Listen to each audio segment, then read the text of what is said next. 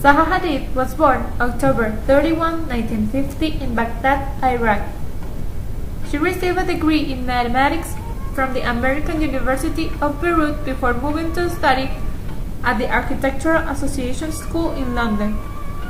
After graduating, she worked with her former teachers, Brian Koulas and Elias Angelis, at the Office for Metropolitan Architecture, becoming a partner in 1977.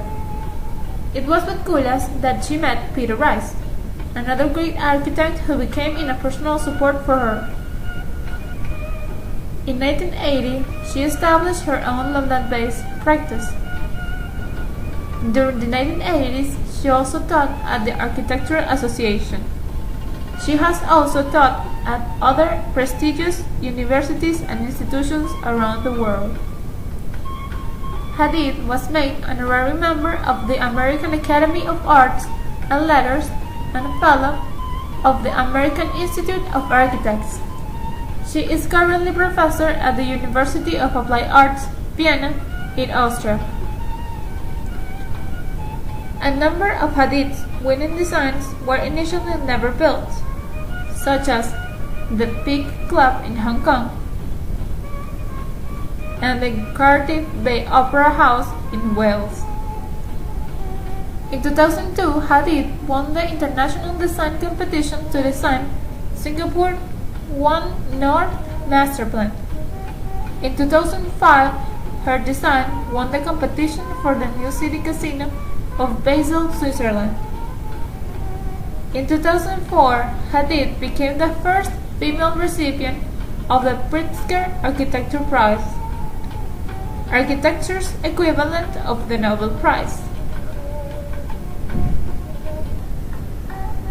One of Hadid's most important projects is the Landscape Formation 1. This project is part of a sequence of projects that try to elicit new fluid specialities from the study of natural landscape formations, such as river deltas, mountain ranges, forests, deserts, canyons, ice flows, oceans, etc.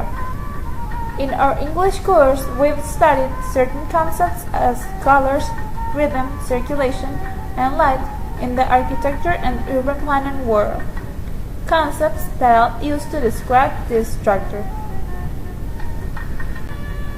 As far as color goes, the neutral palette of colors, mostly gray, used in all the facades of the building, is one of the reasons why it gets to integrate with the environment so well and it doesn't violently stand out.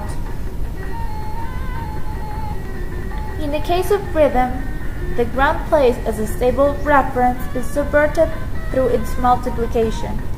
The public path sweeps over the building, and the terrace, carven into the ground, makes any definition of ground ambiguous.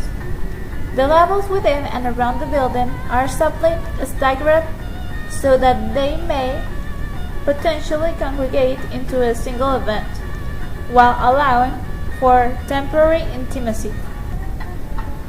About the circulation of the building, this building is not contained.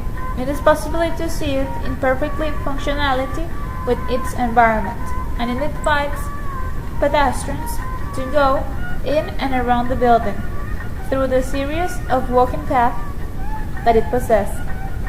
Once in the building, the rigid distinction between circulation space and occupied space, its blurred path of potential movement spaces, and the overall fluid geometry. And finally, the light. In this building, there is mainly natural light, prioritized by the importance of the room or area of the building. The more important the room, the more natural light it gets, probably due to the importance that the architect gives to the integration with the surroundings. Also, the light is used as an element that allows showing the height and large of every place, particularly in this building, which is disposed in a horizontal way. As a conclusion, Zaha Hadid is one of the greatest architects that there is. She has shown in her career that she has developed all the elements that a good architect should have for making any structure as beautiful as functional, pleasant not only to the eye but also to the contact, and open not only to be admired but to interact with.